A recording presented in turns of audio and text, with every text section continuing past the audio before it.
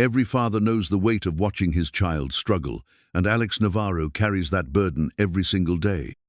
Standing outside the towering glass building of Titan Automotive, he clutches a folder filled with overdue bills and his daughter's hearing aid payment plans. His small repair shop faces foreclosure in 3 days. Inside the corporate tower, CEO Veronica Kent reviews reports showing millions in broken luxury cars that even her best engineers gave up on. When Alex asks to lease unused factory space, she laughs at him. She sees just another desperate man with impossible dreams. But she doesn't see the genius hidden beneath his work. Clothes a man who's about to turn her company's biggest failure into a $34 million success. What happens when corporate arrogance meets blue-collar brilliance? Before we jump back in, tell us where you're tuning in from. And if this story touches you, make sure you're subscribed, because tomorrow I've saved something extra special for you. The morning sun cast long shadows across the cracked asphalt of Navarro's auto repair, where Alex had already been working for 3 hours. His hands moved with practiced precision around the engine of Mrs. Chen's 1998 Honda Civic, the same car he'd been fixing for the past 5 years. The familiar smell of motor oil and the rhythmic clanking of tools against metal had become the soundtrack of his life since Maria passed away. "Papa, you forgot your coffee again," came a soft voice from the doorway. Alex looked up to see his 12-year-old daughter Sophie holding his favorite Muga-chipped ceramic piece that read, "World's Best Dad," in faded letters. Her hearing aids caught the morning light, the small devices that had cost him more than his first car. She moved carefully around the garage, her keen eyes taking in every detail of his work, with the curiosity that reminded him so much of Maria. "What would I do without you, mija?" Alex smiled, wiping his hands on an old rag before accepting the steaming cup. The coffee was perfect, exactly the way Maria used to make it, strong with just a hint of cinnamon. Sophie settled onto her usual perch, a cushioned stool positioned where she could watch Alex work. Despite her hearing challenges, she had developed an almost supernatural ability to read his movements, anticipating which tool he'd need next, or when he was about to encounter a particularly stubborn bolt. Her notebook, filled with sketches and observations about various mechanical problems, lay open beside her. "The transmission on Mr. Rodriguez's truck is making that grinding noise again," she said, her voice carrying the slight accent common to children who learn to speak while hearing impaired. "It's the same frequency as when the bearing in the washing machine went bad last month." Alex paused mid-sip. Even after all these years, Sophie's analytical mind continued to amaze him. She saw patterns where others saw chaos, connections where others saw isolated problems. Her engineering teacher at school had called it intuitive systems thinking, whatever that meant. Alex just knew his daughter was special. The garage itself told the story of 3 generations of Navarro men. Alex's grandfather had started the business in 1967, specializing in the classic American cars that dominated the roads back then. His father had expanded the operation through the 80s and 90s, adapting to foreign imports and the growing complexity of automotive technology. Now Alex carried on the tradition, though the weight of responsibility felt heavier with each passing month. The walls were lined with tools that had been passed down through the family, some dating back to his grandfather's era. Hand-forged wrenches, custom-modified pliers, and a collection of diagnostic equipment that represented decades of accumulated wisdom. In the corner sat his father's old radio, still tuned to the same AM station that had played during Alex's childhood, filling the space with gentle Mexican folk music and local news.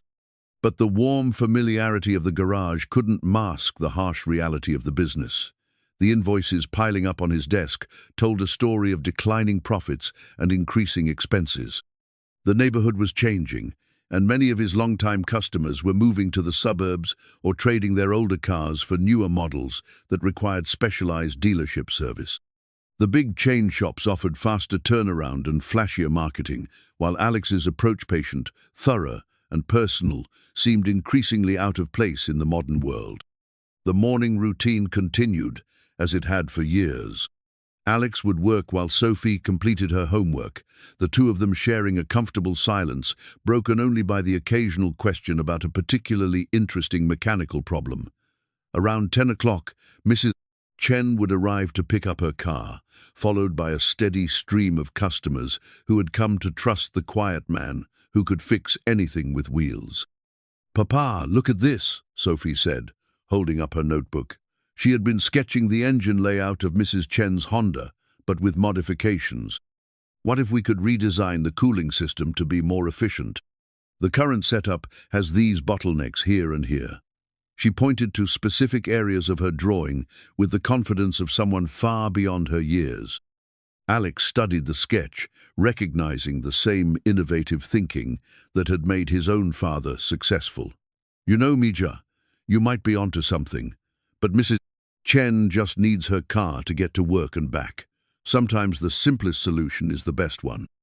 "But what about the cars that need more than simple solutions?" Sophie asked, her eyes bright with curiosity. "What about the ones that everyone else gives up on?" The question hung in the air between them, loaded with meaning that neither fully understood yet. Alex had built his reputation on being the mechanic who could fix the unfixable, the one who saw possibilities where others saw only problems. But that reputation, while satisfying, hadn't translated into financial security. As the afternoon wore on, Alex found himself thinking about the stack of bills hidden in his desk drawer. The mortgage payment was 3 months behind. The utility companies were threatening disconnection, and Sophie's hearing aids needed an upgrade that would cost more than he made in a typical month. The insurance covered basic maintenance, but the new models that could significantly improve her quality of life were considered elective and fell outside their coverage. The foreclosure notice had arrived on a Tuesday, delivered by a nervous-looking man in an ill-fitting suit who apologized repeatedly while explaining that Alex had 72 hours to bring his accounts current or face eviction. The amount, 47, zero might as well have been 47 million for all the hope Alex had of raising it in 3 days. That evening, as he helped Sophie with her math homework, Alex watched his daughter work through complex equations with the same methodical approach she brought to mechanical problems. Her hearing aids hummed softly, a constant reminder of both her challenges and her resilience. Maria had always said that Sophie would do great things, that her unique perspective would lead her to opportunities they couldn't even imagine. "Papa, why do you look sad?" Sophie asked, setting down her pencil. Alex forced a smile. "Just thinking about work, Mija. Nothing for you to worry about." But Sophie had inherited her father's ability to read between the lines.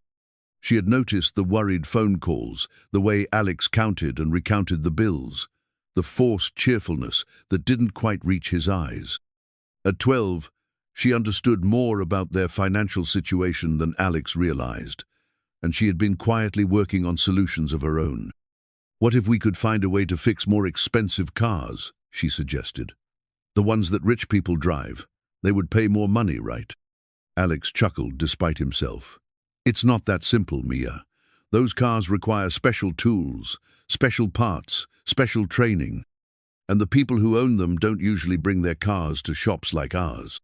But you could fix them, couldn't you, if you had the chance?" The question echoed in Alex's mind as he tucked Sophie into bed that night. Could he? He had always prided himself on being able to diagnose and repair any mechanical problem, but the world of luxury automobiles seemed as foreign to him as the corporate boardrooms where their owners made their fortunes. As Alex sat alone in his small kitchen, staring at the foreclosure notice spread across the table, he found himself thinking about his father's words. "Mijo, never forget that every machine, no matter how complicated, is just a collection of simple problems waiting to be solved." His father had taught him that patience, observation, and creativity could overcome any technical challenge. But could those same qualities help him navigate the world beyond his garage? The idea that would change everything began to form in the quiet hours before dawn. Alex had heard about Titan Automotive's massive campus across town, their reputation for innovation, and their deep pockets. What if there was a way to bridge the gap between his world and theirs? What if his skills, honed over decades of solving impossible problems, could find a place in their high-tech environment? As the first light of dawn crept through the kitchen window, Alex made a decision that would set in motion a chain of events none of them could have predicted. He would take Sophie's advice and think bigger. Much bigger. The elevator ride to the 42nd floor of Titan Automotive headquarters felt like ascending to another planet. Alex had borrowed his neighbor's only decent shirt and tie, but even cleaned up, he felt like an imposter among the polished executives who shared the gleaming steel box with him. His calloused hands gripped the manila folder containing his modest proposal, his daughter's medical records, and the crushing foreclosure notice that had driven him to this desperate measure. The reception area could have housed his entire garage 3 times over. Floor-to-ceiling windows offered a panoramic view of the city, while abstract sculptures and award displays spoke of corporate success beyond his imagination. The receptionist, a young woman with perfectly styled hair and a practiced smile, glanced at his appointment confirmation with barely concealed surprise. "Mr. Navarro, Ms. Kent will see you now. Conference Room Jupiter." The name alone, Conference Room Jupiter, seemed designed to intimidate. Alex followed the receptionist down a hallway lined with photographs of sleek concept cars and smiling executives shaking hands with politicians and celebrities. Each image reinforced the vast distance between his world and this one. Veronica Kent stood with her back to the door, silhouetted against the massive windows as she spoke rapidly into a Bluetooth headset. Her tailored charcoal suit and confident posture radiated the kind of authority that came from making million-dollar decisions before most people finished their morning coffee. Alex had researched her extensively, Harvard MBA, former McKinsey consultant, credited with turning around 3 failing automotive suppliers before joining Titan 5 years ago. "I don't care what the projections say, Marcus. If we can't show 15% growth this quarter, the board will start asking uncomfortable questions." She ended the call and turned to face Alex, her expression shifting from corporate intensity to polite curiosity. "Mr. Navarro, isn't it? I have exactly 12 minutes. What can I do for you?" Alex had rehearsed this moment dozens of times, but Veronica's directness caught him off guard. He fumbled with his folder, extracting a single-page proposal he had typed on his ancient computer. "Miss Kent, thank you for seeing me. I know your time is valuable. I'm here about possibly leasing some unused space in one of your facilities." Veronica's eyebrows rose slightly. "Leasing space? Mr. Navarro, we're an automotive manufacturer, not a real estate company. What exactly are you proposing?" "I run a small repair shop that's been serving the community for over 50 years, Alex began, his voice growing steadier as he found his rhythm. "I specialize in solving problems that other mechanics can't handle. I'm looking for a larger space where I can expand my services and maybe work on more complex projects." "And you thought to approach Titan because—" Alex felt his face flush. When put so directly, his plan sounded naive even to himself. "Because I know you have excellent facilities, and I thought there might be mutual benefit. I could provide specialized repair services for your fleet vehicles or handle overflow work from your service departments." Veronica glanced at her watch, then at the proposal Alex had handed her. Her expression softened slightly as she read about his family situation and the medical expenses, but Alex could see the moment when professional courtesy overrode personal sympathy. "Mr. Navarro, I appreciate you coming here, and I'm sorry to hear about your daughter's situation. But Titan operates at a very different scale than what you're describing. Our service contracts are worth millions of dollars. Our facilities require security clearances and specialized certifications. I'm sure you're very good at what you do, but—" "I understand," Alex interrupted, surprising himself with his boldness. "You think I'm just another small-time mechanic who doesn't understand how the real world works." Veronica's expression sharpened. "I think you're a caring father trying to solve a difficult problem, but you've come to the wrong place for a solution. The dismissal stung, but it also ignited something in Alex that had been dormant for too long. What if I could prove that I can handle work at your level? How would you do that? Alex took a deep breath, knowing he was about to make either the best or worst decision of his life. Give me a challenge, something your own people couldn't solve. If I can fix it, we talk about that space. If I can't, I'll stop wasting your time. Veronica laughed not unkindly, but with the assurance of someone who had heard similar claims from countless vendors and contractors. Mr. Navarro, our engineering team includes graduates from MIT, Stanford, and Caltech. They work with million-dollar diagnostic equipment and have access to proprietary technical databases. What makes you think?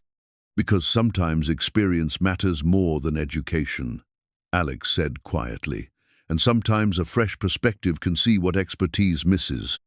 The silence stretched between them for nearly a minute. Veronica studied Alex's face, perhaps recognizing something in his quiet confidence that reminded her of her own early career, when she had to prove herself against overwhelming odds. "You want a challenge?" she said finally. "Walk with me." They took another elevator down to the basement levels, moving deeper into the building than Alex had imagined possible. The corporate polish gave way to industrial functionality, concrete floors, fluorescent lighting, and the echoing sounds of machinery in the distance. They emerged into a vast underground garage that looked like a luxury car cemetery. "Welcome to our boneyard," Veronica said, gesturing toward rows of covered vehicles. 47 prototype luxury sedans, each one worth anywhere from $1.5 to $3.2 million in development costs. Every single one has been declared unfixable by our engineering team. Alex walked slowly between the covered cars, his mind racing. Even beneath protective tarps, he could sense the sophisticated technology waiting underneath. What's wrong with them? Different problems for each one. Engine failures, electronic system crashes, structural defects that appeared during stress testing. We've invested over $60 million in this project, and the board wants them written off as a total loss. Veronica pulled back a tarp, revealing a sleek silver sedan with obvious burn damage around the engine compartment. This one caught fire during a routine performance test. Our engineers spent 3 months trying to identify the root cause before giving up. Alex circled the vehicle, his trained eye taking in details that might escape someone without decades of hands-on experience. The burn pattern told a story of electrical failure, but something about the damage distribution seemed wrong for a standard wiring fault. "What would it take for you to consider giving me access to one of these?" Alex asked. Veronica smiled, but there was no warmth in it. "Get just one of these cars running safely, and I'll not only give you access to all the factory space you want, I'll personally recommend you to our parts suppliers. But when you fail, and you will fail, I want you to promise me something." "What's that?" "Promise me you'll stop chasing impossible dreams and focus on taking care of your daughter in realistic ways. Find a steady job with benefits. Accept help from family services if you need to. But stop gambling with her future on schemes that can't possibly work." The words hit Alex like a physical blow, not because they were cruel, but because they echoed his own deepest fears. Was he being selfish, pursuing this desperate plan when he should be looking for conventional solutions? Was his pride putting Sophie at risk? But as he looked at the damaged car in front of him, Alex felt the same intuitive pull that had guided him through thousands of successful repairs. There was a solution here, he could sense it, the way other people might sense a coming storm. The question was whether he had the courage to trust that instinct when everything depended on being right. "I'll take that deal," Alex said, extending his hand. "But I have one condition of my own." Veronica raised an eyebrow. "You're hardly in a position to negotiate. If I succeed, I want you to really listen to a bigger proposal. Not just about leasing space, but about how this company could benefit from thinking differently about problem solving." Veronica shook his hand, her grip firm and confident. "Mr. Navarro, if you can bring even one of these cars back from the dead, I'll listen to anything you want to tell me. But I'm going to give you exactly 2 weeks. After that, Security will escort you off the premises, and this conversation never happened. As they rode the elevator back to ground level, Alex felt the weight of what he had just committed to. 2 weeks to solve a problem that had defeated Titan's best engineers. 2 weeks to save his daughter's future and prove that a lifetime of small-scale problem-solving could scale up to corporate challenges. But he also felt something else, a spark of excitement he hadn't experienced since Maria's death. For the first time in years, he had a goal that matched the size of his dreams. Alex returned to the Titan boneyard at 5 in the morning, carrying a thermos of coffee and a toolbox that had belonged to his father. The security guard, a middle-aged man named Joe, who reminded Alex of his old neighborhood, checked his temporary access badge with sympathetic efficiency. "Working on the impossible cars, huh?" Joe said with a knowing smile. "You're not the first to try. Good luck, brother." The underground garage felt different in the pre-dawn quiet. Without the corporate bustle above, Alex could focus on the mechanical whispers that every experienced mechanic learned to hear. He pulled back the tarp on the burned sedan chassis number TX4719 and began his real examination. The first thing that struck him was how beautiful the car was, even damaged. The lines flowed like liquid metal, and despite the fire damage, the craftsmanship was extraordinary. This wasn't just engineering, it was art, but art that had failed spectacularly, which meant the problem lay deeper than surface beauty. Alex opened his notebook, the same kind of composition book Sophie used for school, and began documenting everything: the burn pattern, the melted components, the intact systems that should have been damaged but weren't. His father had taught him that every failure told a story, and the key to fixing any problem was learning to read that story correctly. By the time the morning shift arrived, Alex had filled 12 pages with observations and sketches. The fire had definitely started in the engine compartment, but the electrical damage pattern was inconsistent with a standard short circuit. Something had caused a cascading failure that overwhelmed the car's safety systems. "Any luck?" came a voice behind him. Alex turned to find a young woman in a Titan engineering jacket, watching him with curious interest.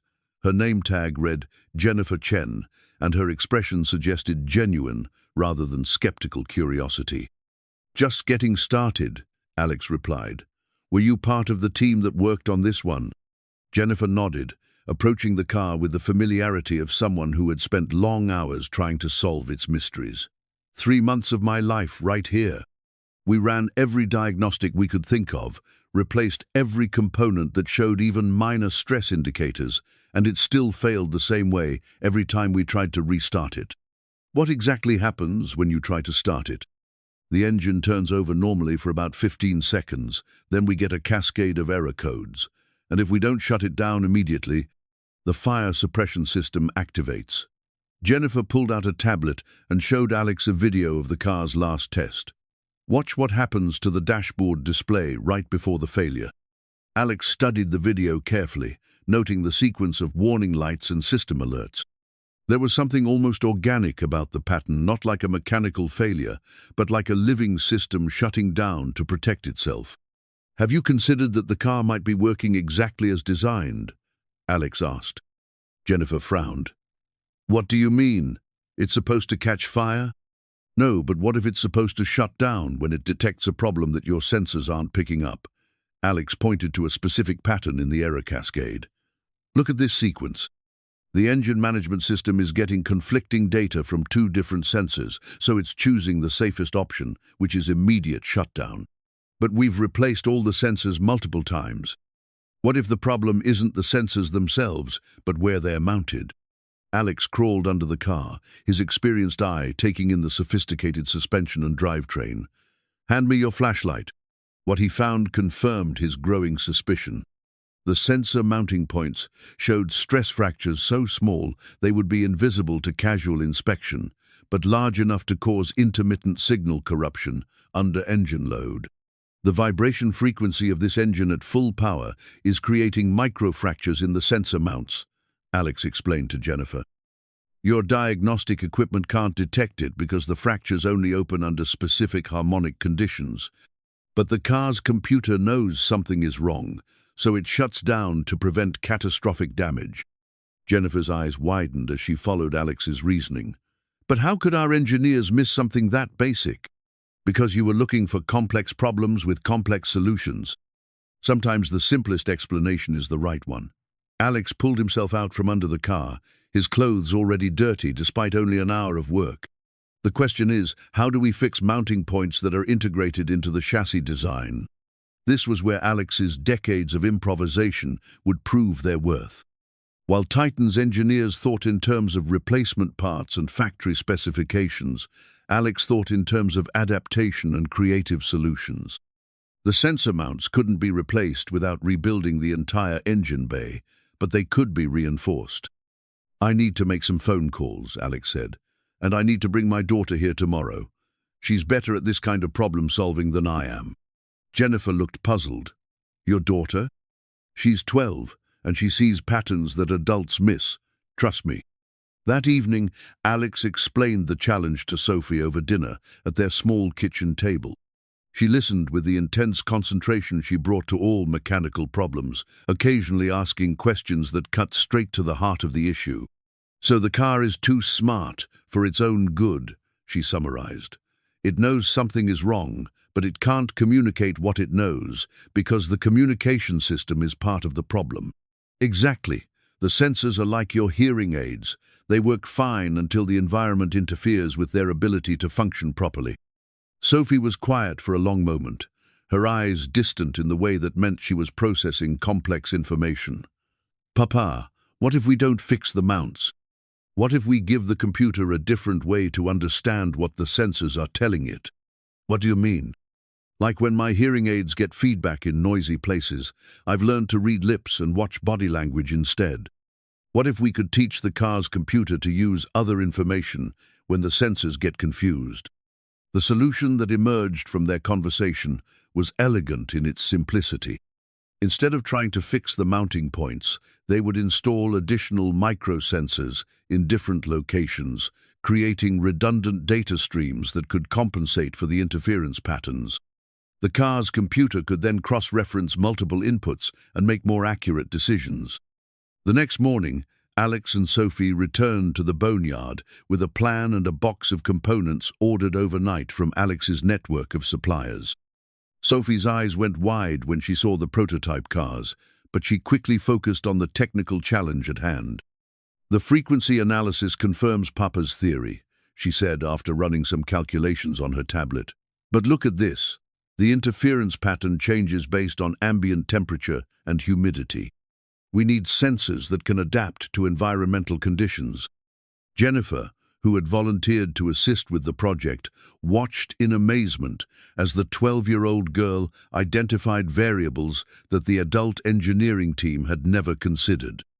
"How did you know to look for environmental factors?" Jennifer asked. "Because living things adapt to their environment," Sophie replied, matter-of-factly. "If we want the car to be smart, we have to think about how smart things actually work." By the end of the first week, they had installed a network of adaptive sensors throughout the engine bay, each one calibrated to provide redundant information that could override the interference patterns affecting the original mounts. The modification was elegant, invisible to casual inspection, and completely reversible if it failed. "Ready for the test?" Alex asked, his hand hovering over the ignition. The engine turned over smoothly, settling into the precise idle that marked quality engineering. The dashboard showed normal readings across all systems. After 30 seconds, Alex gradually increased the RPMs, watching for the cascade of error codes that had plagued previous attempts. The car ran flawlessly. Word of Alex's success spread through Titan's engineering department faster than he had expected. By the second week, a small crowd gathered each morning to watch the father-daughter team work on increasingly complex repairs. The burned sedan had been just the beginning. Each prototype presented unique challenges that tested both conventional engineering wisdom and creative problem-solving. Car TX4727 suffered from what the engineers had classified as catastrophic structural failure, stress fractures in the carbon fiber body panels that appeared without warning during routine testing. Traditional repair methods would require replacing the entire chassis at a cost that exceeded the car's original development budget. Sophie studied the fracture patterns with the methodical approach she brought to her math homework. "Papa, these cracks follow the same pattern as the ones in our driveway after the winter freeze." Alex knelt beside his daughter, examining the hairline fissures that spiderwebbed across the sleek panels. She was right. The damage looked like thermal stress rather than impact trauma. What causes concrete to crack in winter? Temperature changes make it expand and contract, but the different materials expand at different rates. Sophie replied, "What if the carbon fiber and the metal frame are fighting each other when the car gets hot?" The insight led them to develop a revolutionary repair technique using bamboo graphene resina material Alex had discovered through late-night research into sustainable composites. The resin could bond seamlessly with carbon fiber while providing enough flexibility to accommodate thermal expansion. More importantly, it was strong enough to restore structural integrity while remaining virtually invisible. "This is incredible," Jennifer said, watching Alex carefully apply the resin to the damaged panels. "Where did you learn about bamboo graphene composites?" "YouTube University," Alex replied with a grin. "Sophie found a materials science channel run by a professor in Japan. We've been watching his lectures during our lunch breaks." The repair process required patience and precision that matched any surgery. Alex worked with tools he had modified himself: brushes, adapted from his painting supplies, heating elements salvaged from old appliances, and pressure applicators machined in his garage from scrap metal. Each repair was unique, requiring him to adapt his techniques to the specific damage patterns and environmental conditions. Sophie proved invaluable as both assistant and innovator. Her 3D printing skills, developed through a school engineering program, allowed them to create custom tools and replacement parts that weren't available through conventional suppliers. Her hearing aids, which she had initially seen as a limitation, gave her an unusual sensitivity to the subtle acoustic signatures that indicated successful repairs. "The resonance frequency changed," she announced during a particularly complex engine rebuild. "Whatever you just adjusted, it worked." Alex paused, wrench in hand, and listened. She was right. The engine note had shifted to a more harmonious tone that suggested all systems were working in perfect synchronization. It was the kind of diagnostic skill that couldn't be taught in engineering school, only developed through years of careful listening and pattern recognition. By the third week, they had successfully repaired 12 of the prototype cars, each one presenting problems that had stumped Titan's engineering team for months. Alex documented every technique in detailed notes, creating a repair manual that read like a combination of technical specifications and folk wisdom. "The key is to think of each car as a living system," he explained to Jennifer and the growing group of Titan engineers who came to observe their work. "Every component affects every other component. When something fails, it's usually because the system is trying to protect itself from a problem we haven't identified yet." The breakthrough that would define their approach came with car TX4733, which suffered from seemingly random electronic failures that manifested as everything from dashboard glitches to complete system shutdowns. The problem had been classified as ghost in the machine, intermittent failures that couldn't be replicated under controlled conditions. Sophie's insight came during a particularly frustrating debugging session. "Papa, what if the ghost isn't random? What if it only appears when the car is trying to do something it wasn't designed to do?" Her question led them to discover that the electronic failures occurred only when the car's various computer systems tried to communicate simultaneously. The luxury sedan was essentially running a dozen specialized computers that had been designed independently, and they were occasionally transmitting on overlapping frequencies. "It's like having 12 different conversations in the same room," Sophie explained to the gathered engineers. "Everyone can hear everyone else, but nobody can understand what anyone is saying." The solution required Alex to learn basic programming, something he had never imagined needing in his garage. Working with open-source software that Sophie found through online maker communities, they developed a traffic management system that coordinated communication between the car's various computers. "This is essentially creating a new operating system for the vehicle," Jennifer observed as she watched Alex upload their custom code to the car's central processor. "Is that hard?" Alex asked, genuinely unsure whether they were attempting something simple or revolutionary. Most automotive companies spend years and millions of dollars developing proprietary operating systems. You just built one in your garage using free software and your daughter's laptop. The electronic repairs opened new possibilities for their approach. Instead of simply fixing existing problems, they began optimizing the car's performance beyond their original specifications. Sophie's programming skills, combined with Alex's mechanical intuition, allowed them to unlock potential that the original designers had never realized. Car after car rolled through their improvised repair bay, each one emerging not just functional, but improved.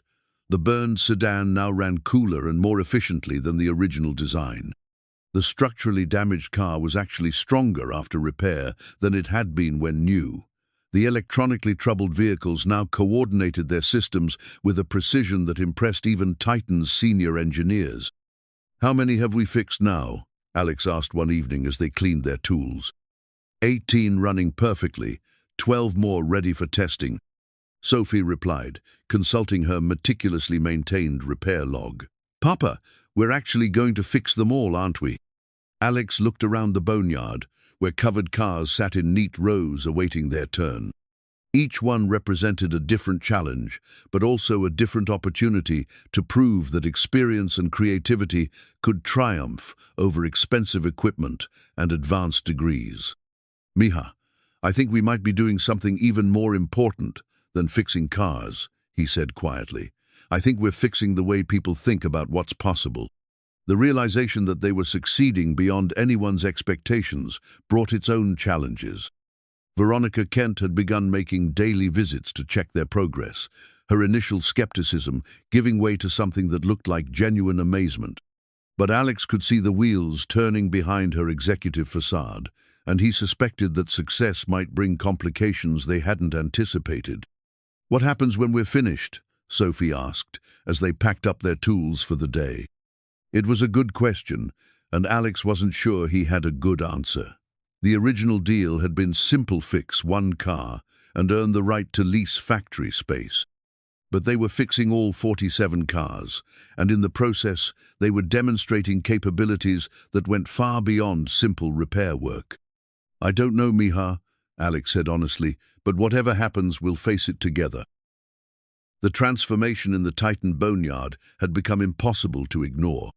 What had begun as a father's desperate attempt to save his garage had evolved into something that challenged fundamental assumptions about innovation and problem-solving.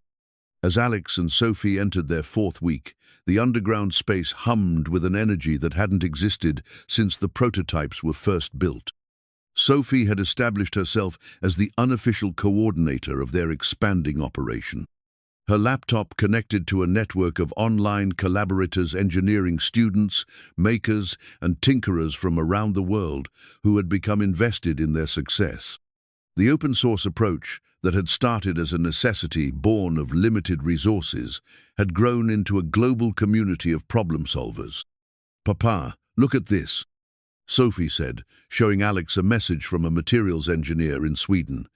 "She says our bamboo graphene repair technique is being discussed in academic journals. They want to study our methodology." Alex paused in his work on car TX4741, a vehicle whose advanced suspension system had been defeated by what appeared to be simple metal fatigue. The idea that university researchers were interested in techniques he had developed in his garage seemed surreal. "What do you think that means?" he asked. "I think it means we're not just fixing cars anymore. We're changing how people think about fixing things." The insight proved prophetic. Jennifer Chen had begun documenting their repair processes for Titan's internal knowledge base, but word of their unconventional methods had spread beyond the company. Trade publications were reporting on the miracle mechanic who was solving problems that had stumped teams of credentialed engineers. Veronica Kent's daily visits had become longer and more substantive. She no longer checked on their progress with the skepticism of someone waiting for failure, but with the careful attention of an executive recognizing opportunity. "Show me the suspension repair," she said during her morning visit, her tone carrying the authority of someone accustomed to being obeyed.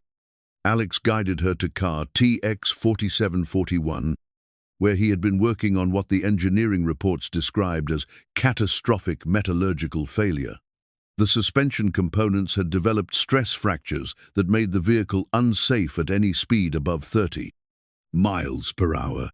The original engineers tried replacing the failed components with identical parts, Alex explained, pointing to the sleek suspension arms that connected the wheels to the chassis. But the replacement parts failed in exactly the same way, which told me the problem wasn't the parts themselves. What was it then? The parts were being asked to do something they weren't designed for. Alex demonstrated the issue by showing how the suspension geometry changed under different load conditions. When the car corners hard, the suspension compresses in a way that puts stress on these joints at an angle the original design didn't account for. Sophie joined the explanation, her tablet displaying force diagrams she had calculated using engineering software she had taught herself to use. "The math shows that the stress concentrates right here," she said, pointing to a specific component, "but only when the car is performing at the limits of its design parameters." "So how do you fix geometry that's built into the chassis?" Veronica asked. Alex smiled, recognizing the same question he had asked himself weeks ago. "You don't fix the geometry. You adapt the components to work with the geometry as it exists." The solution had required Alex to machine new suspension components in his garage, working with materials and specifications that pushed his modest equipment to its limits. Instead of trying to force the suspension to work within its original parameters, he had redesigned the components to accommodate the actual stress patterns the car generated during aggressive driving. "This is essentially a complete suspension redesign," Veronica observed as she examined the modified components. "Yes, but one that works with the existing chassis instead of fighting against it," Alex replied. "Sometimes the best solution isn't to fix what's broken, but to change how we think about what broken means."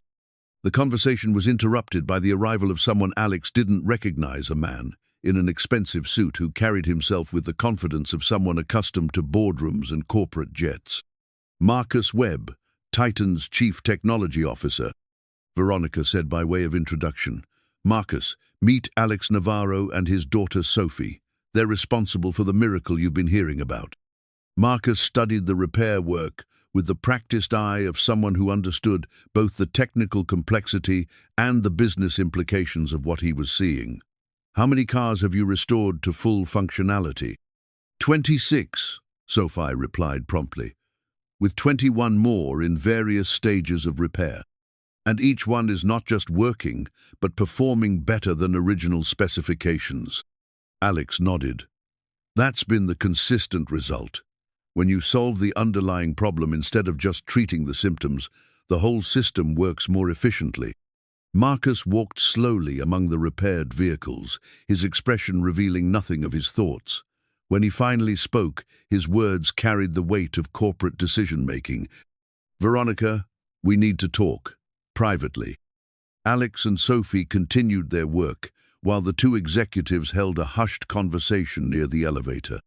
The body language told its own story, Marcus, gesturing emphatically, while Veronica listened with the careful attention of someone processing new information. "Papa, do you think we're in trouble?" Sophie whispered. "I don't know, Mija.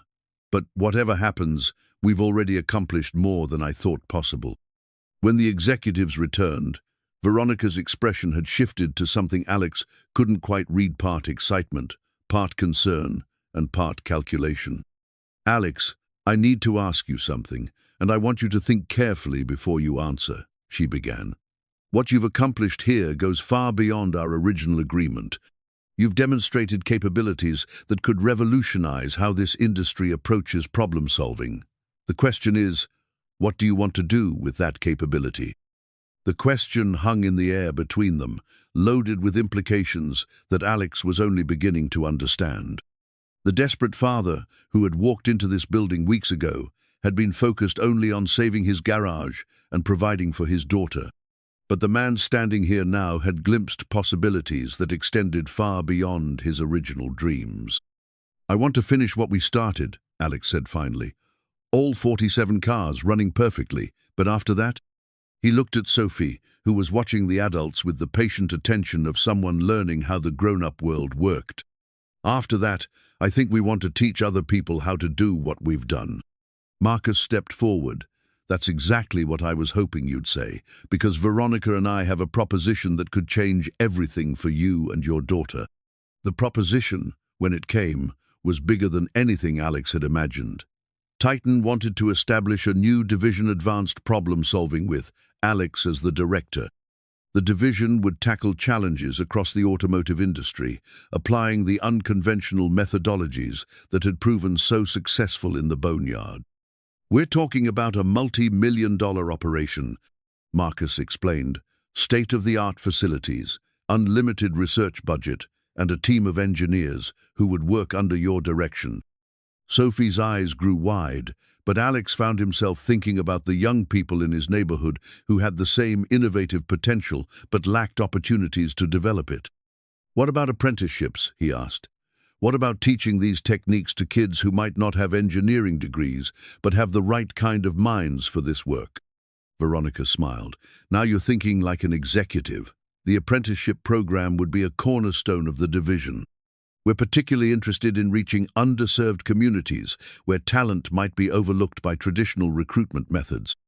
As they discussed the details, Alex realized that success had brought a new kind of pressure.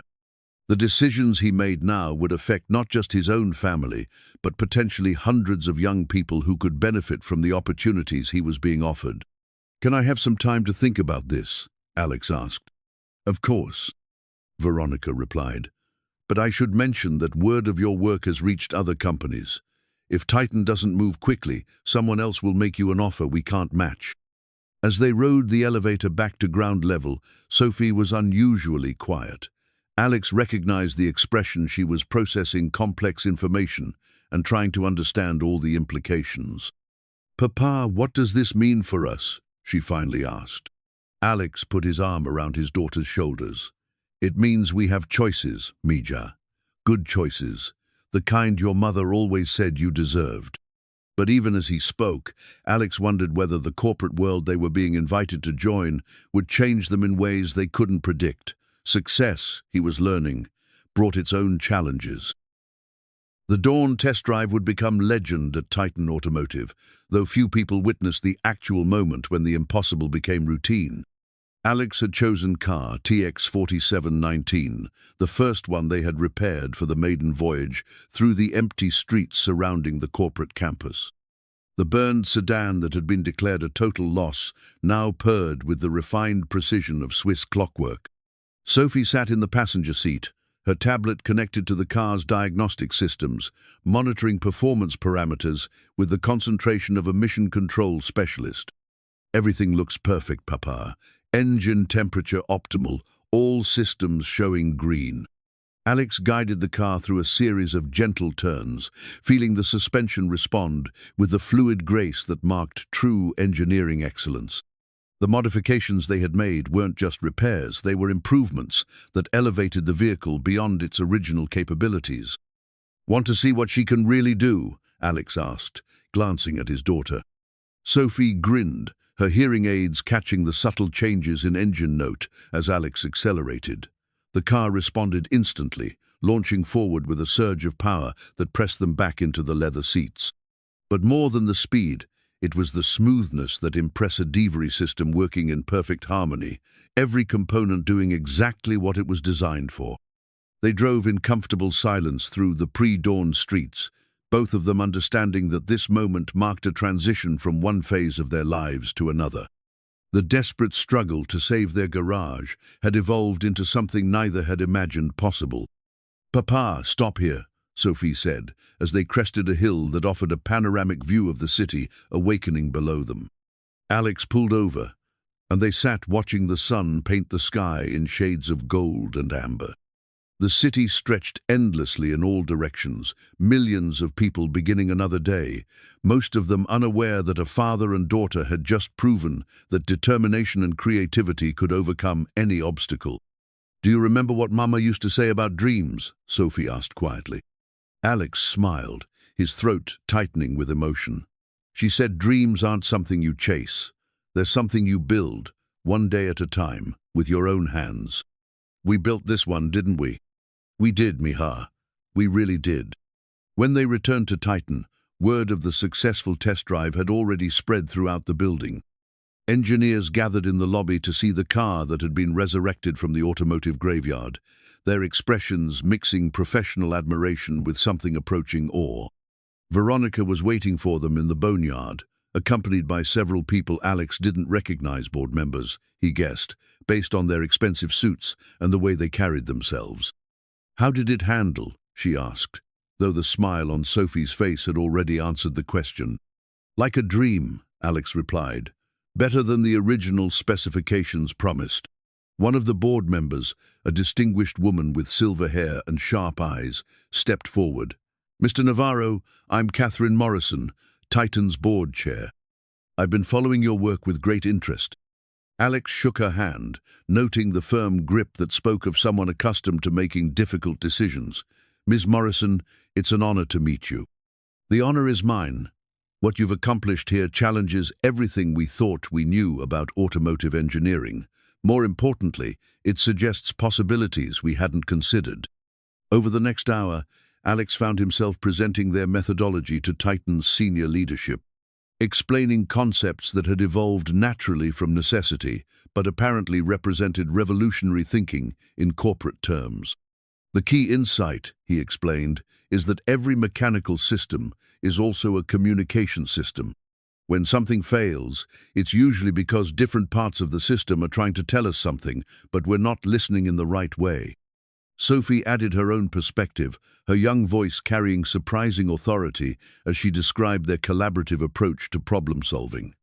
"We don't just use the internet to order parts.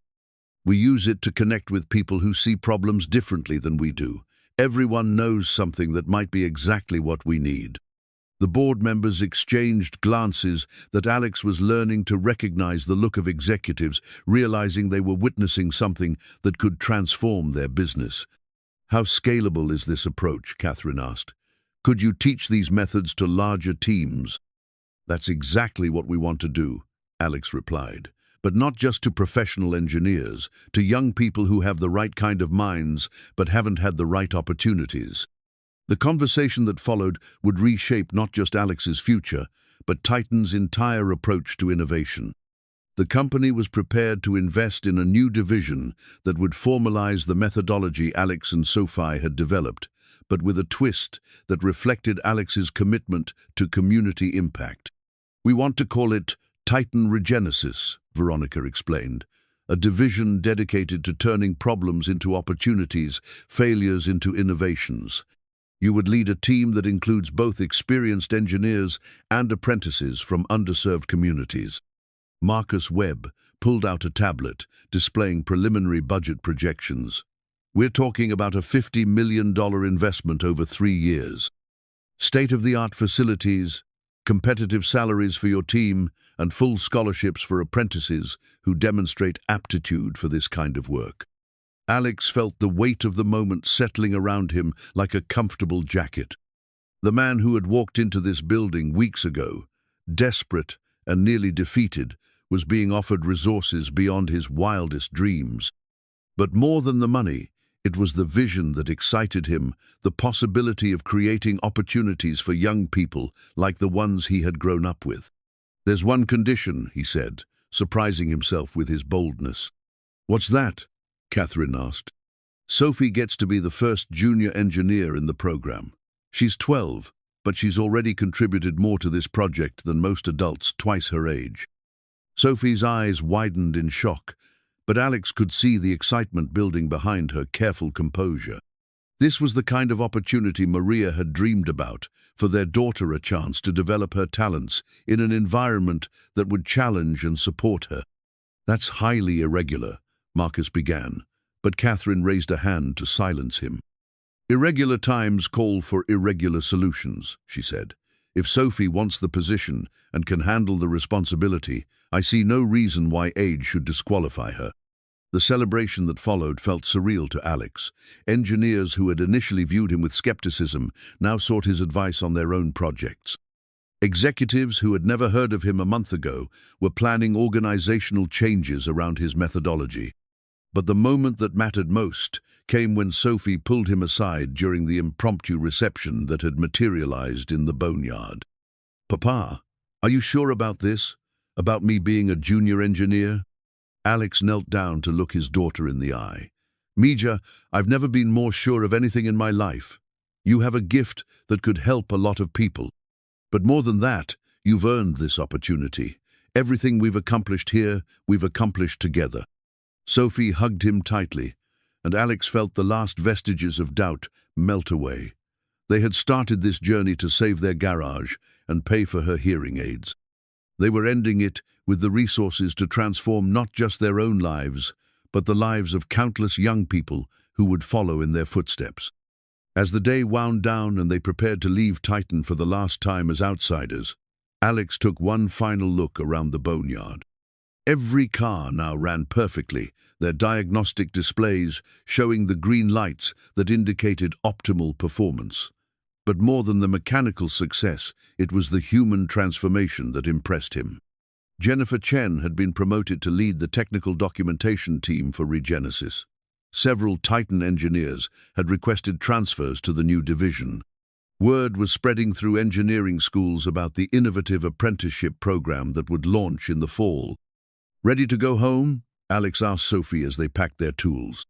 "Ready to go start our new life," she corrected, her smile lighting up the underground space that had become their laboratory for proving that anything was possible. Tomorrow, they would return as employees, as leaders, as the foundation of something that would outlast both of them. But tonight, they were still the father-daughter team that had turned corporate failure into personal triumph, one impossible repair at a time. 3 months later, the transformation was complete in ways that even Alex hadn't anticipated. All 47 prototype cars had been restored to better-than-new condition, and the collector car auction that Veronica had arranged was generating buzz throughout the automotive world. The event, held at an exclusive venue in Beverly Hills, attracted buyers whose annual car budgets exceeded the GDP of small countries. Alex stood in the staging area, wearing the first suit he had owned since his wedding, watching billionaires and celebrities examine the cars he and Sophie had brought back from the dead. Each vehicle represented weeks of painstaking work, but more than that, they represented proof that traditional boundaries between possible and impossible were often nothing more than failure of imagination. "Nervous?" Veronica asked, approaching with 2 cups of coffee and the confident smile that had become familiar over their months of collaboration. "Amazed," Alex replied. "6 months ago, I was 3 days from losing everything. Now, I'm watching people bid millions of dollars on cars that were considered worthless scrap." The auction catalogue made for impressive reading. Car TX 4719, the burned sedan that had started their journey, was expected to sell for over $3 million, not just because of its rarity, but because of the innovative repair techniques that had made it stronger and more efficient than the original design. Sophie emerged from behind one of the display vehicles, her tablet in hand, and her junior engineer badge proudly displayed on her blazer. At 12, she was the youngest credentialed automotive engineer in corporate history, a fact that continued to generate media attention and academic interest. "Papa, the bidding on the suspension car just hit $4.2 million, she reported with barely contained excitement. "The buyer wants to commission us to modify his entire collection using our techniques." Alex shook his head in wonder. The numbers were staggering, but more important was what they represented: validation of an approach that valued creativity and persistence over credentials and conventional wisdom. The auction proceeded with the precision of a military operation. Each car was presented not just as a luxury vehicle, but as a case study in innovative problem-solving. The buyers weren't just purchasing automobiles. They were investing in a methodology that had proven capable of turning failure into triumph. When the final hammer fell, the total exceeded everyone's projections: $34 million for 47 cars that had been written off as total losses. Titan's quarterly financials would show a profit margin that transformed the company's position in the market and validated Veronica's decision to take a chance on an unknown mechanic. "Ladies and gentlemen," the auctioneer announced, "I'd like to introduce the man responsible for this remarkable collection, Alex Navarro, director of Titan Regenesis." The applause was polite, but genuine, the kind of recognition that wealthy collectors reserved for artisans whose work they truly respected. Alex stepped to the microphone, acutely aware that his words would be reported in trade publications and automotive journals around the world. "Thank you," he began, his voice steady despite the magnitude of the moment. "But I can't take credit for what you've seen here today. Every car that crossed this stage represents collaboration between experience and innovation, between traditional craftsmanship and cutting-edge technology, between a father and daughter who refused to accept that anything was truly impossible." He gestured towards Sophie, who waved shyly from the side of the stage. "My daughter taught me that the best solutions often come from the most unexpected sources. The young people we're training in our apprenticeship program are proving that talent exists everywhere, waiting for the right opportunity to flourish." The speech was brief, but it accomplished something Alex hadn't expected. It transformed the auction from a commercial transaction into a statement about the potential for positive change. Several buyers approached him afterward, not just to discuss car modifications, but to explore partnerships with the Regenesis apprenticeship program. The celebration that followed took place in Titan's newly renovated facilities, a gleaming complex that bore little resemblance to the desperate garage where Alex's journey had begun. The main floor housed the Regenesis workshop, where state-of-the-art equipment coexisted with the hand tools that Alex had inherited from his father. The space hummed with activity as teams of engineers and apprentices worked on projects that ranged from luxury car restoration to sustainable transportation solutions.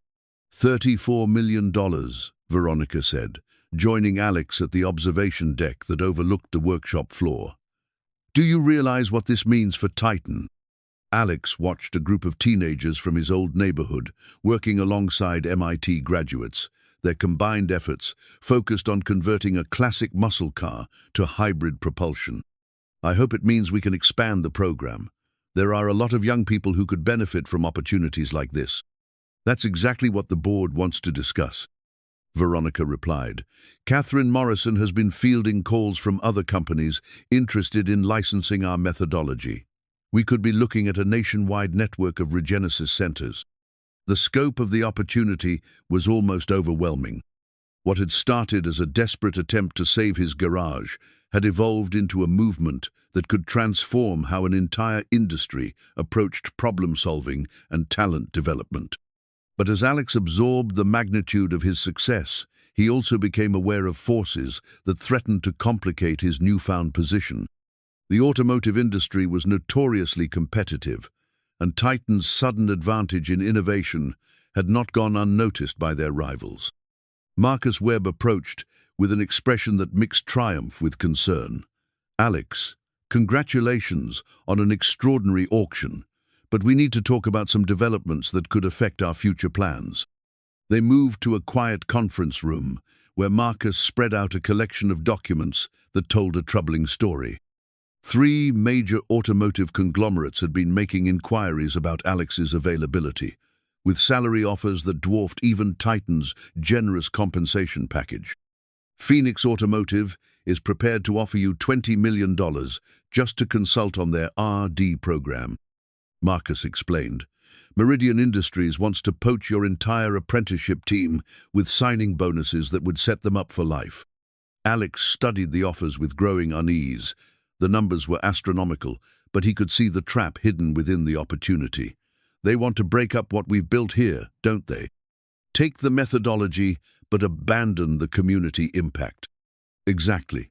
They're offering individual wealth in exchange for abandoning the collaborative approach that made the success possible in the first place. Veronica leaned forward, her expression serious.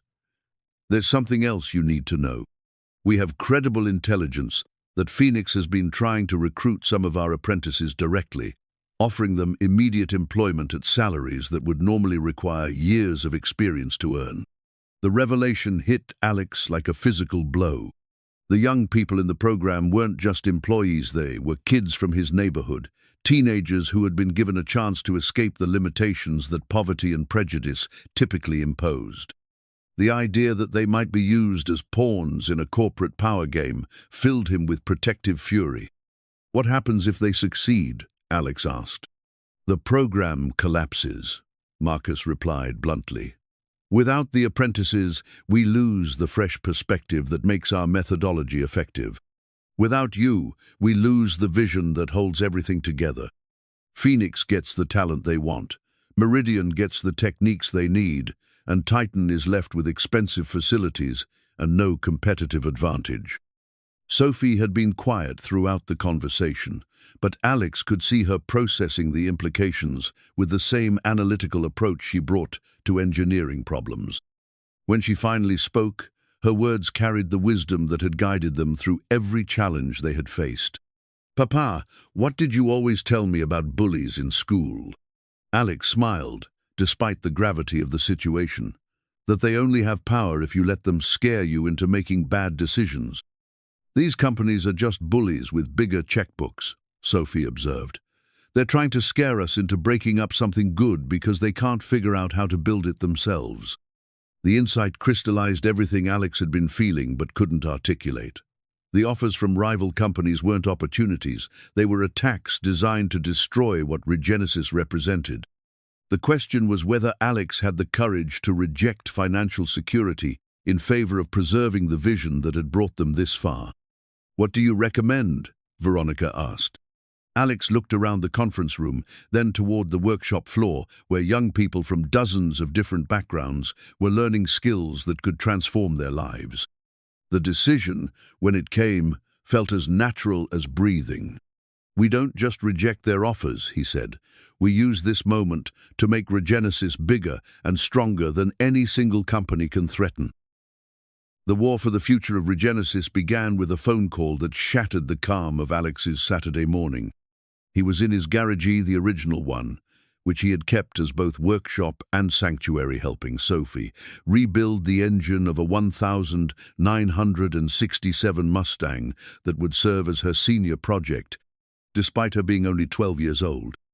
"Alex, we have a problem." Veronica's voice carried through the phone with barely controlled urgency.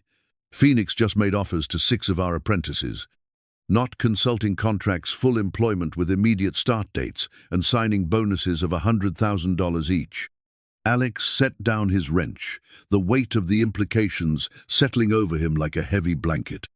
The apprentices weren't just students, they were kids who had grown up in neighborhoods where $100,000 represented life-changing money, the difference between college and working minimum wage jobs for the rest of their lives. "Which ones?" he asked, though he already suspected the answer. "Miguel Santos, Jennifer Washington, David Kim, Maria Gonzalez, Tommy Chen, and Sarah Williams. All of our most promising first-year apprentices. Phoenix is specifically targeting the ones who show the most potential for independent innovation." Sophie looked up from the engine compartment, her expression shifting from curiosity to concern as she followed the conversation. At 12, she had developed an adult's understanding of corporate politics and the very adult awareness that their success had made them targets. "Papa, they're trying to steal our family," she said quietly. The phrase hit Alex with unexpected force. Over the months since Regenesis had launched, the apprentices had indeed become an extended family, young people who looked to him for guidance, who brought their problems to Sophie for creative solutions, who had transformed the sterile corporate environment into something warm and collaborative. Alex ended the call and sat heavily on his workbench stool, trying to process the magnitude of the challenge they faced. Phoenix Automotive wasn't just trying to hire away their talent, they were systematically dismantling the heart of what made Regenesis successful. "What are we going to do?" Sophie asked. "I don't know yet, Miha, but we're going to figure it out, just like we always do." Over the next week, the situation escalated with the precision of a military campaign. Phoenix's recruitment efforts expanded beyond the apprentices to include Jennifer Chen and several other Titan engineers who had become integral to the Regenesis methodology. Each offer was carefully calibrated to exploit individual vulnerabilities: student loan debt, family medical expenses, dreams of financial security that seemed impossible to achieve on traditional career paths.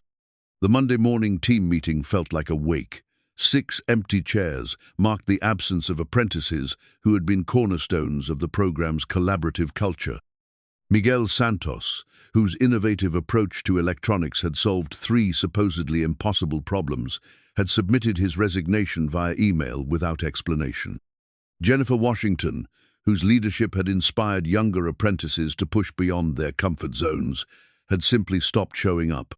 "This is more than corporate recruiting," Marcus Webb explained to the remaining team. "Phoenix has systematically analyzed our program, identified our key contributors, and targeted them with offers designed to create maximum disruption with minimum investment."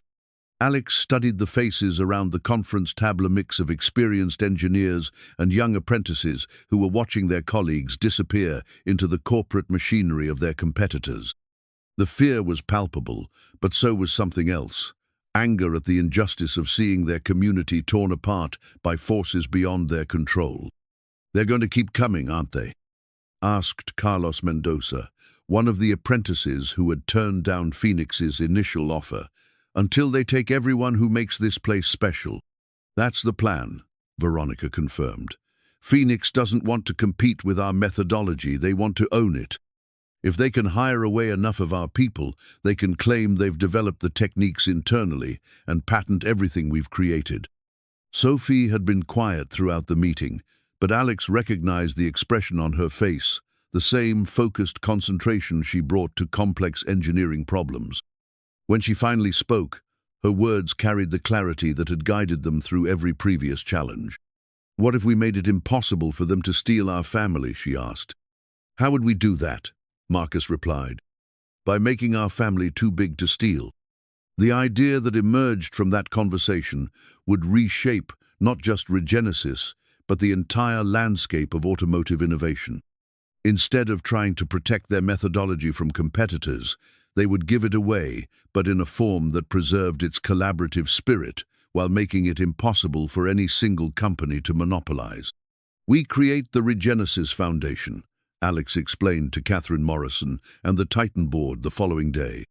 "A non-profit organization that develops and shares innovative problem-solving techniques with educational institutions, community organizations, and small businesses worldwide." The proposal was audacious in its scope. Rather than keeping their methodologies proprietary, they would open-source everything: repair techniques, training materials, collaborative platforms, while maintaining control over the certification and quality standards that gave the program its credibility. "Essentially, we franchise the concept, but retain the soul," Veronica summarized. "Any company can use our techniques, but only organizations that commit to our community impact standards can become certified Regenesis partners." Catherine studied the proposal with the careful attention of someone who understood both its potential and its risks. This would mean giving up significant competitive advantage. Other companies could benefit from innovations that Titan developed, but it would also mean that no single competitor could corner the market on talent, Alex replied. "Phoenix can hire away 6 apprentices, but they can't hire away 6,000. And they can't replicate the collaborative culture that makes the methodology effective in the first place." The board discussion that followed lasted 4 hours and covered everything from intellectual property law to the long-term strategic implications of open-source business models. But ultimately, the decision came down to a choice between protecting short-term profits and investing in long-term impact. The foundation model has one other advantage, Sophie added during her presentation to the board, her confidence growing with each word. It turns our competitors into our customers. Phoenix wants our apprentices because they can't develop the talent internally. But if they become a certified Regenesis partner, they can access our training programs while committing to the same community impact standards we follow. The vote, when it came, was unanimous. Titan would establish the Regenesis Foundation as an independent organization with Alex as executive director and Sophie as the youngest board member in foundation history.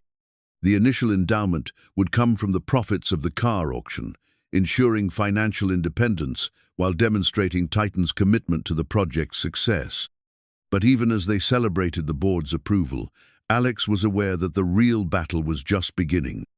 Phoenix and other competitors wouldn't simply accept defeat, they would adapt their strategies, looking for new ways to exploit weaknesses in the foundation model. The test came sooner than expected. Within days of the foundation announcement, Phoenix launched a public relations campaign questioning the safety and reliability of untrained apprentices working on luxury automobiles. Trade publications began running articles about the risks of amateur engineering and the liability issues associated with non-traditional training programs. They're trying to destroy our reputation before the foundation can get established. Jennifer Chen explained during an emergency strategy meeting, if they can convince the industry that our methods are dangerous, it won't matter how many partners we recruit. Alex felt the familiar weight of responsibility settling over his shoulders. Everything they had built, the apprenticeship program, the collaborative methodology, the proof that talent could emerge from unexpected places, was under attack from forces with resources he could barely comprehend. But as he looked around the room at the faces of young people who had discovered capabilities they never knew they possessed, Alex realized that this moment was exactly what they had been preparing for. Every impossible repair, every innovative solution, every demonstration that conventional wisdom could be wrong, had been building toward this confrontation. "They want a fight?" Alex said, his voice carrying the quiet confidence that had carried him through every previous challenge. "Then let's give them one they'll never forget." The final battle for the soul of Regenesis was about to begin, and Alex Navarro intended to win it on his own terms. The boardroom at Titan headquarters had never felt more like a battlefield. Alex sat at the polished conference table, surrounded by lawyers, executives, and industry analysts who would determine whether the Regenesis Foundation could move forward or would be strangled in its infancy by corporate politics and public relations warfare. Phoenix Automotive had escalated their attack beyond simple recruitment. They had filed formal complaints with industry safety boards, challenged the certification standards that allowed apprentices to work on high-value vehicles, and launched a coordinated media campaign designed to undermine public confidence in the Regenesis methodology. "The core issue," explained David Harrison, Phoenix's chief legal counsel, "is accountability. When traditional engineers make mistakes, they can be held liable through professional licensing boards and insurance coverage. But these so-called apprentices operate outside those systems, creating enormous liability risks for any company that employs them." Veronica responded with the calm precision that had made her one of the industry's most respected executives. "Mr. Harrison, our apprentices work under direct supervision and are covered by the same insurance policies that protect all Titan employees. Their safety record actually exceeds industry standards, with 0 incidents in over 10,000 hours of operation." "But that's exactly the problem," Harrison continued.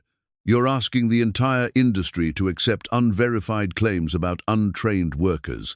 What happens when one of these apprentices makes a mistake that kills someone?" The question hung in the air like a physical presence, loaded with implications that extended far beyond corporate competition. Alex could feel the attention of everyone in the room focusing on him, waiting for his response to an attack that struck at the heart of everything he believed about talent and opportunity. "Mr. Harrison," Alex said, his voice steady despite the magnitude of the moment, "you're absolutely right that training and accountability matter. That's why every apprentice in our program spends their first 6 months in intensive education before they're allowed to touch a single component.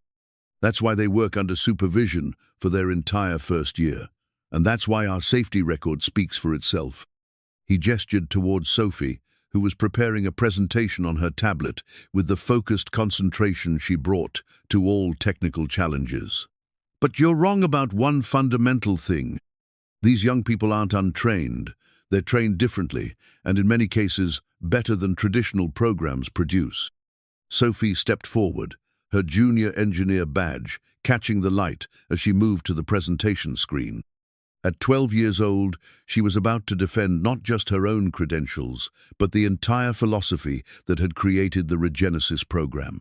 "I'd like to show you something," she said, her voice carrying surprising authority for someone who still needed a booster seat to reach the conference table properly. "This is a comparative analysis of problem-solving efficiency between traditional engineering teams and Regenesis collaborative groups." The data that appeared on the screen told a compelling story. Across dozens of metrics, time to solution, cost-effectiveness, innovation rating, and long-term reliability, the Regenesis methodology consistently outperformed conventional approaches.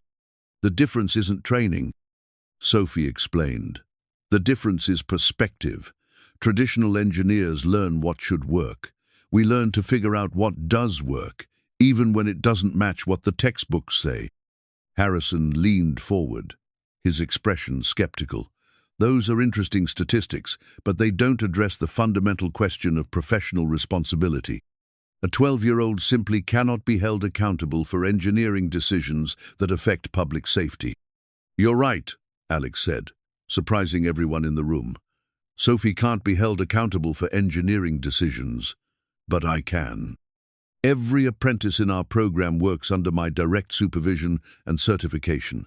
I stake my professional reputation on every solution that comes out of Regenesis." The admission shifted the dynamic in the room. Alex was offering something that corporate legal departments understood, clear lines of responsibility and accountability that could be integrated into existing liability frameworks. Catherine Morrison, who had been observing the exchange with the careful attention of someone weighing a momentous decision, finally spoke. "Mr. Harrison, what would it take for Phoenix to support the Regenesis Foundation instead of opposing it?" The question caught Phoenix's legal team off guard. They had come prepared to destroy the program, not negotiate its terms. "Honestly, Ms. Morrison, Phoenix's primary concern is competitive advantage. The Regenesis methodology represents a significant innovation that could reshape the industry. Our shareholders have legitimate interests in ensuring that innovation benefits them appropriately." Veronica smiled, recognizing an opening that could transform conflict into collaboration. What if it did? What if Phoenix could become a founding partner in the Regenesis Foundation, with preferential access to new methodologies and first choice for apprentice hiring? The proposal that emerged from the next 2 hours of negotiation was more complex than anyone had anticipated, but it addressed the core concerns that had driven the corporate warfare. Instead of trying to monopolize the Regenesis methodology, the major automotive companies would become stakeholders in its development and distribution. Phoenix, Meridian Industries, and 3 other major competitors would provide funding for the foundation in exchange for partnership status that included access to new techniques, priority, recruiting from the apprentice program, and shared intellectual property rights for innovations developed through collaborative projects. "Essentially, we're turning competition into collaboration," Alex explained to the full group. "Everyone benefits from the innovation, but no one can control it completely." Harrison studied the proposal with the careful attention of someone trying to identify hidden traps. "The structure is interesting, but it requires a level of trust that's unusual in this industry. What prevents one partner from taking the methodology and breaking away from the foundation? Sophie answered before Alex could respond. Because the methodology only works if everyone participates. The innovation comes from diversity, different companies, different perspectives, different challenges. If someone breaks away, they lose access to the collaborative network that makes the whole system effective. The insight was profound in its simplicity. The Regenesis methodology wasn't just a set of techniques, it was a living system that derived its power from the connections between its participants. Isolating any component would diminish its effectiveness, making collaboration more valuable than competition. As the meeting progressed toward formal agreement, Alex felt a mixture of triumph and trepidation. They had won the battle for Regenesis's survival, but in the process, they had committed to scaling the program beyond anything he had originally envisioned. One final question, Catherine said as the lawyers began drafting formal agreements. Alex, are you prepared to serve as executive director of an organization that could potentially manage hundreds of apprentice programs across multiple countries? Alex looked at Sophie, who was already sketching organizational charts and training curricula in her notebook. The scared father who had walked into this building months ago would have been overwhelmed by such responsibility. But the man sitting here today had learned to trust in the power of collaboration and the potential of young people to exceed every expectation. Ms. Morrison, 6 months ago I thought my biggest challenge was saving a small garage. Today I'm learning that when you solve problems the right way, you don't just fix what's broken, you build something better than what existed before. The formal vote was unanimous, but the real victory was in the handshakes that followed, former adversaries becoming partners in an enterprise that could transform how an entire industry approached innovation and opportunity. The signing ceremony took place in the Regenesis workshop, surrounded by the apprentices and engineers whose work had made everything possible. Alex had insisted on the location, despite suggestions that the corporate boardroom would be more appropriate for such a momentous occasion. This wasn't a business transaction, it was the culmination of a vision that had started in a desperate father's heart and grown into something that could change thousands of lives. Representatives from 6 major automotive companies gathered around the workbenches where young people from dozens of different backgrounds continued their projects, their concentration unbroken by the corporate pageantry surrounding them.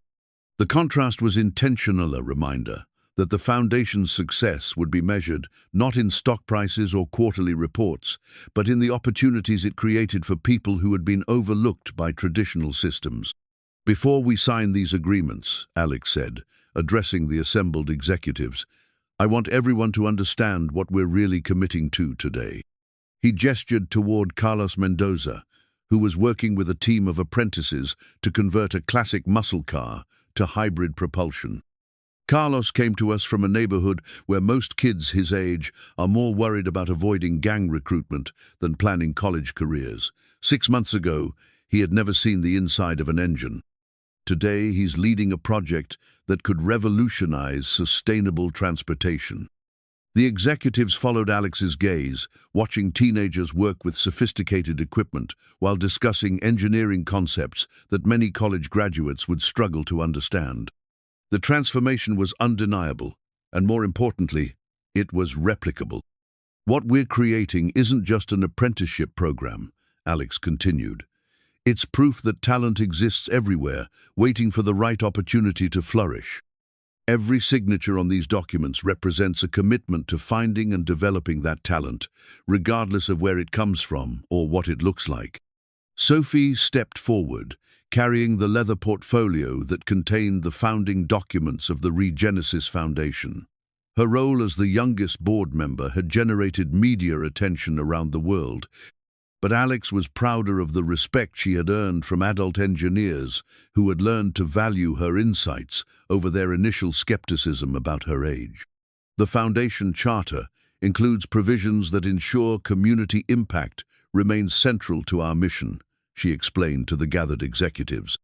For every corporate partner we add, we commit to establishing apprentice programs in underserved communities.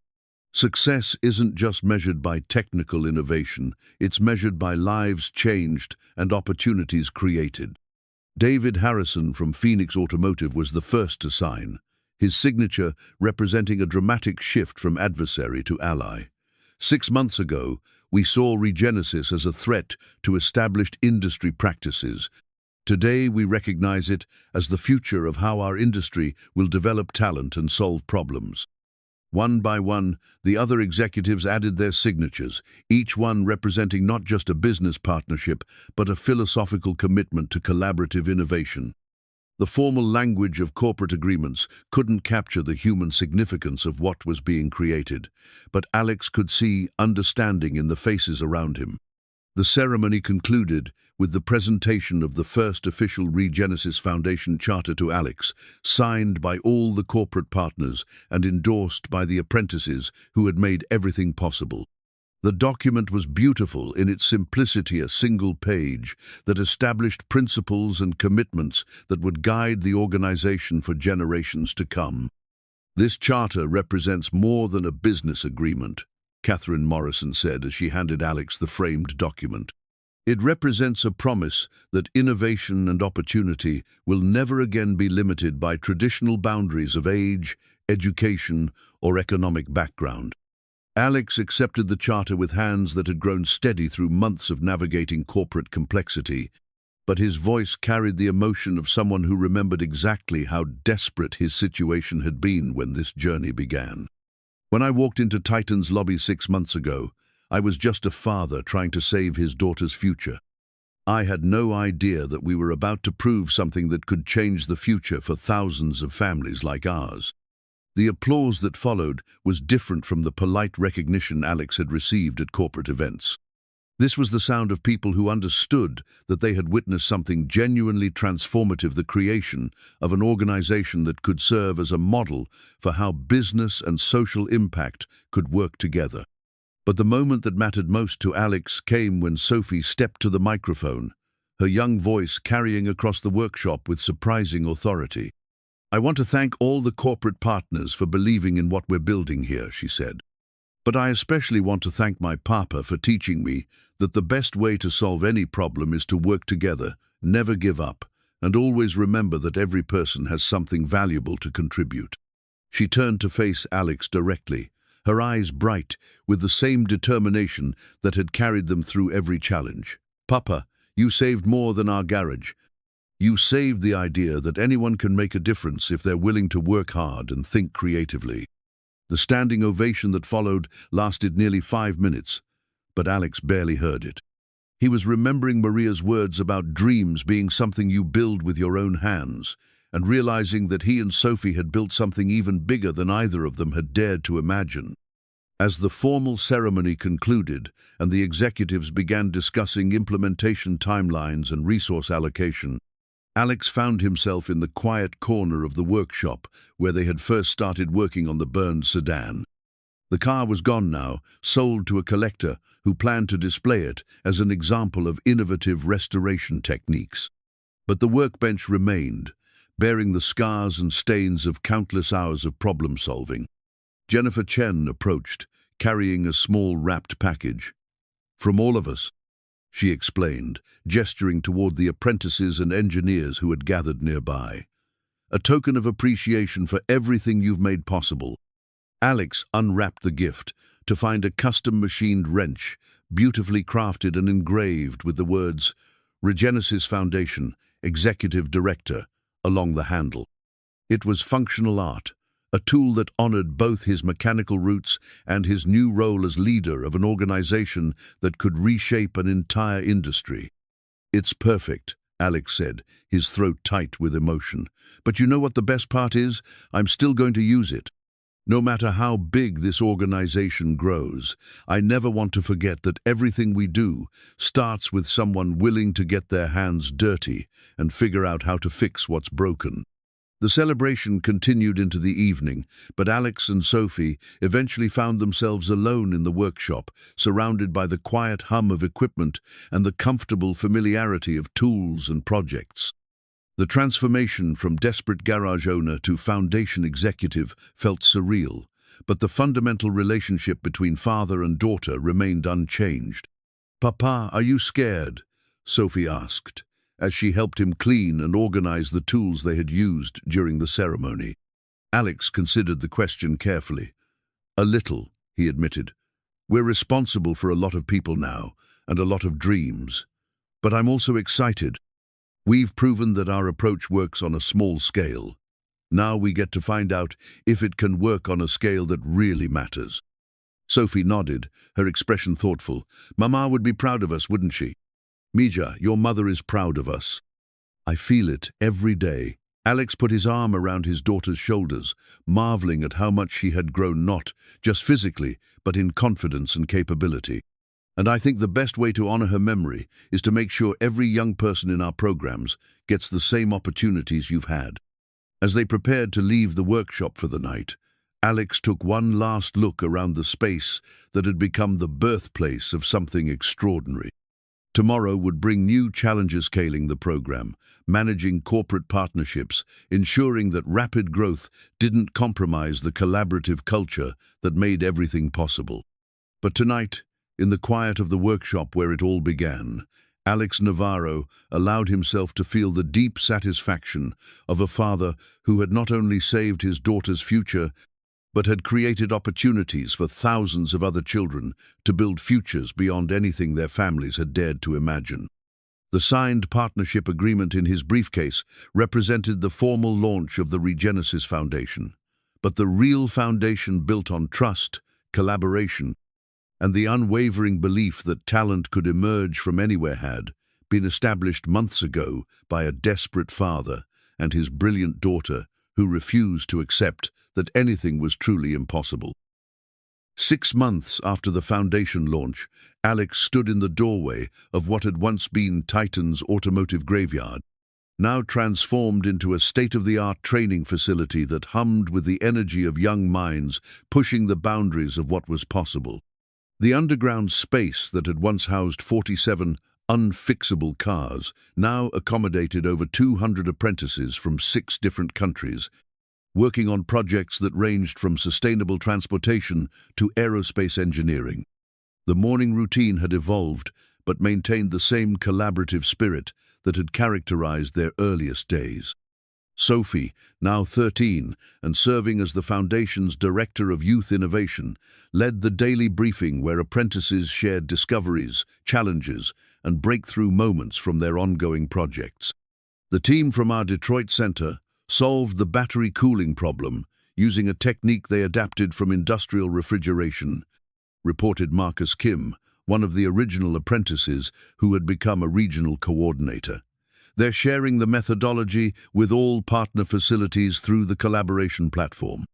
Alex listened with the pride of someone watching his deepest values take root in the next generation. The open-source approach that had started as a necessity born of limited resources had evolved into a sophisticated knowledge-sharing network that connected Regenesis centers across 4 continents.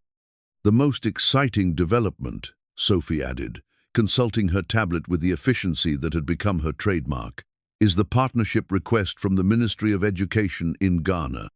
They want to establish Regenesis centers in 12 rural communities, focusing on agricultural engineering and sustainable technology." The scope of their impact continued to exceed Alex's most optimistic projections. What had begun as a desperate attempt to save a single garage had grown into a global movement that was reshaping how society thought about education, innovation, and opportunity. Veronica Kent, who had become the Foundation's Chief Operating Officer after leaving her position at Titan, approached with the quarterly impact report that would be presented to the Board of Directors later that week. "The numbers are remarkable," she said, her voice carrying the satisfaction of someone who had helped build something meaningful. "Over 3,000 apprentices trained, with a job placement rate of 97%. More importantly, 60% of our graduates are starting their own businesses or continuing to advanced education programs." But for Alex, the most meaningful measure of success wasn't captured in quarterly reports or placement statistics.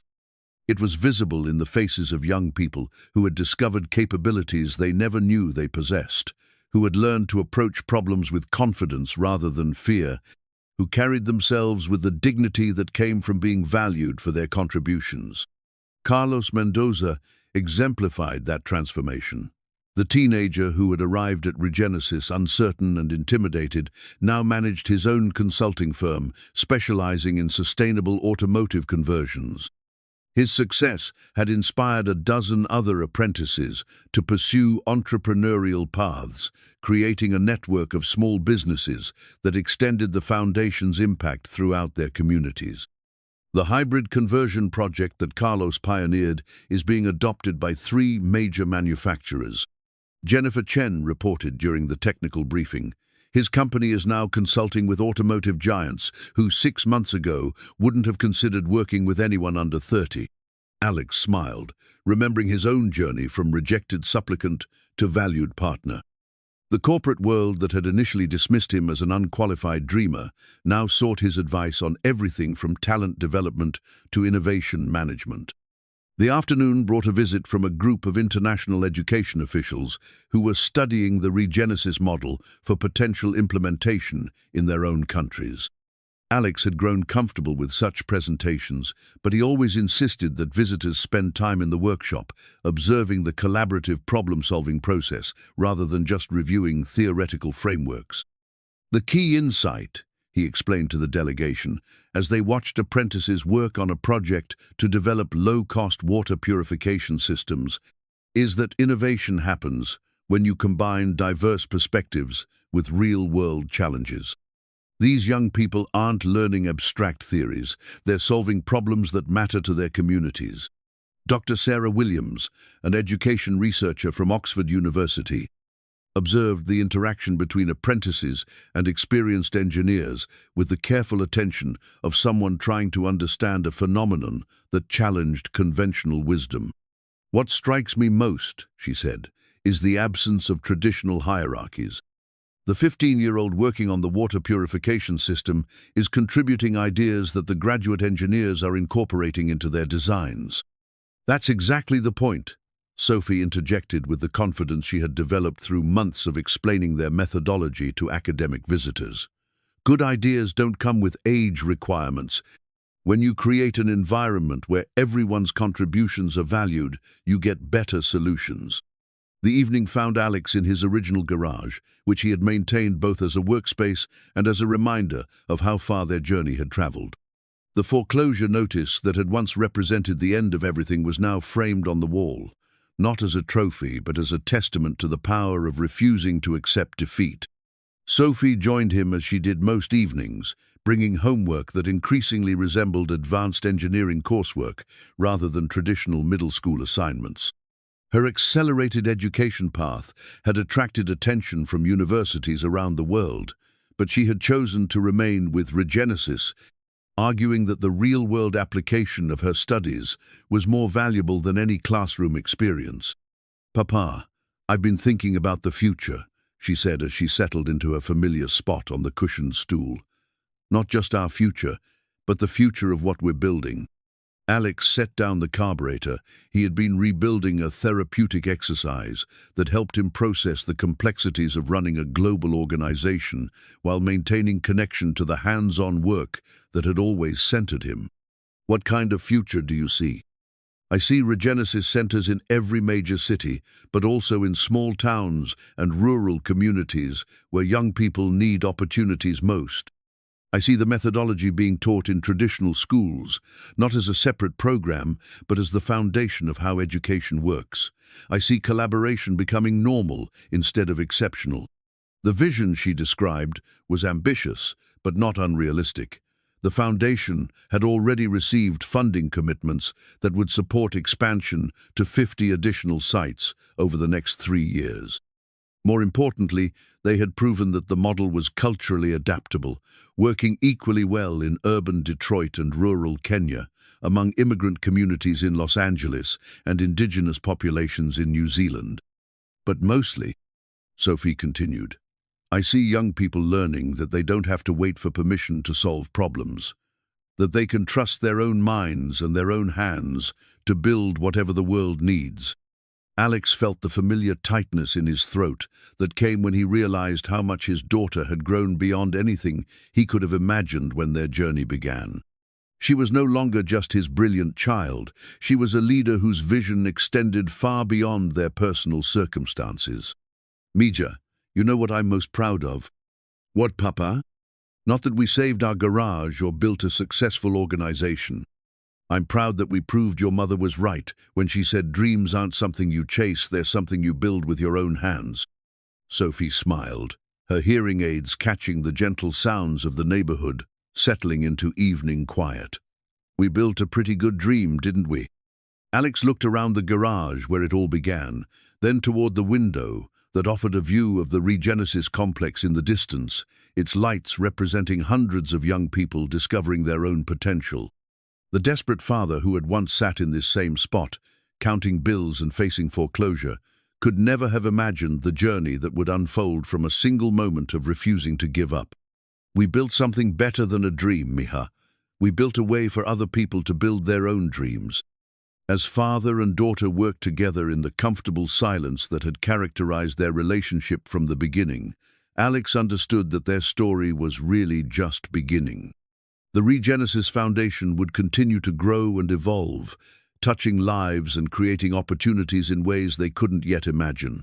But the heart of everything they had accomplished would always rest in the simple truth that had guided them from the first day.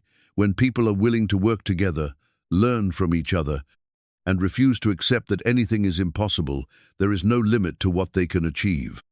The garage was quiet except for the gentle sounds of tools against metal and the distant hum of a city full of possibilities. Tomorrow would bring new challenges and new opportunities, but tonight Alex Navarro was exactly where he belonged, working alongside his daughter, building the future one problem at a time.